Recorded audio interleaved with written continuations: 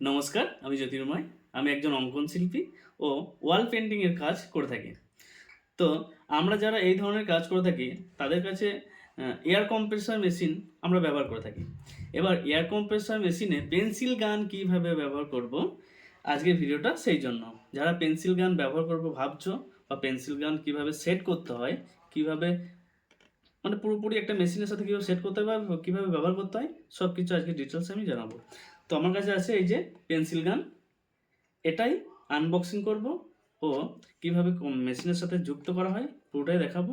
তো ভিডিওটা শেষ পর্যন্ত দেখুন, উপকৃত হবেন।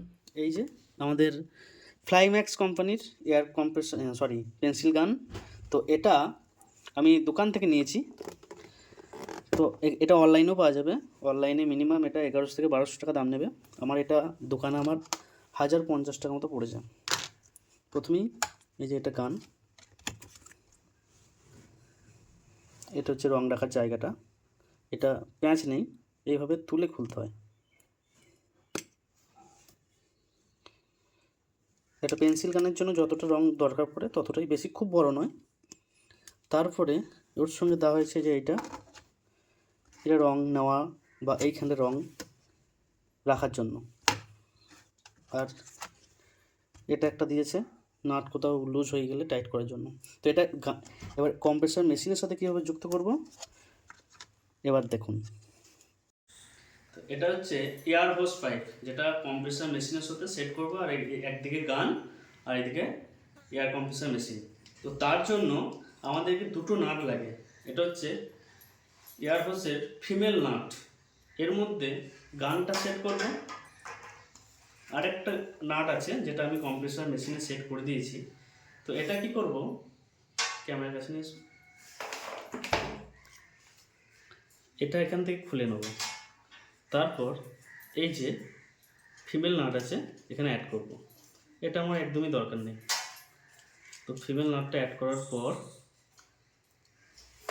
এই যে ইয়ারহোস পাইপটা আছে এখানে অ্যাড করে দেবো। এটা ইজিলি খোলা হয় আবার লাগানো হয়।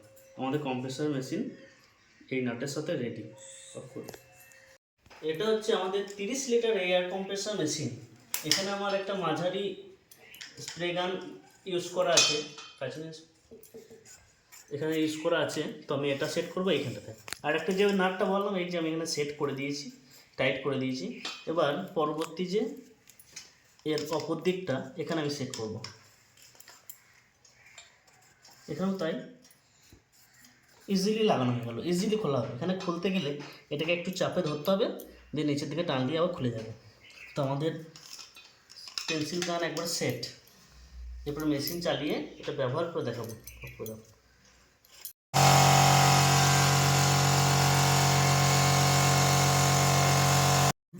তো আমি দেখানোর জন্য প্রথমে পোস্টার কালার নিয়েছি, একটু গুলে নিচ্ছি। ঠিক আছে, পোস্টার ব্ল্যাক, একটু গাঢ় করবো।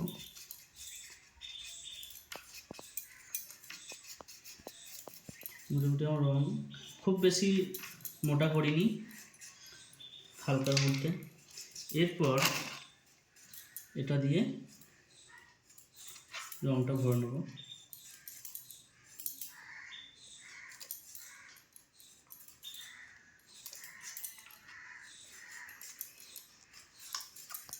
এই যে গানের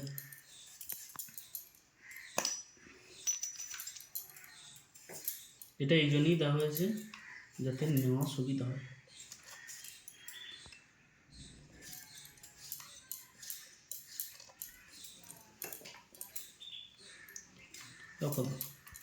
তো আমার কম্প্রেসার মেশিনে হাওয়া রেডি, মেশিনও রেডি, সব সেট করা হয়ে গেছে। এরপর কাগজের মধ্যে কীভাবে কাজ হবে দেখাচ্ছি। এটা যদি দূর থেকে সেটটা হয়, এই জায়গাটা হচ্ছে লাইন সরু ও মোটা করার জন্য। যদি আলগা করি তাহলে কি একটু ছিটকি বেরোবে। এই যে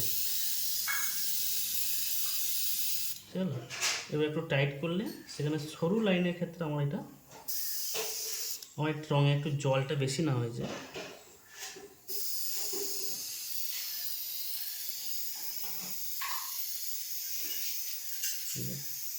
শেডিং কাজ করার জন্য খুবই সুবিধা। এটা ছোটো ছোটো কাজ করার জন্য গানটি খুবই সুবিধা।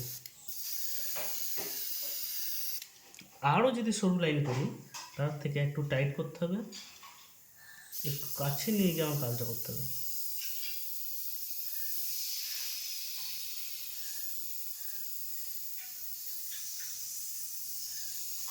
এই যে সরু লাইন করার জন্য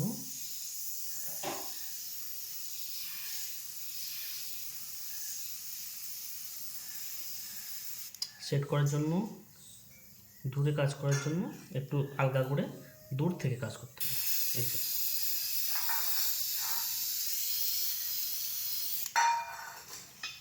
এটা ওয়ালে বা যে কোনো পেপারে কাজ করার জন্য খুবই সুবিধা।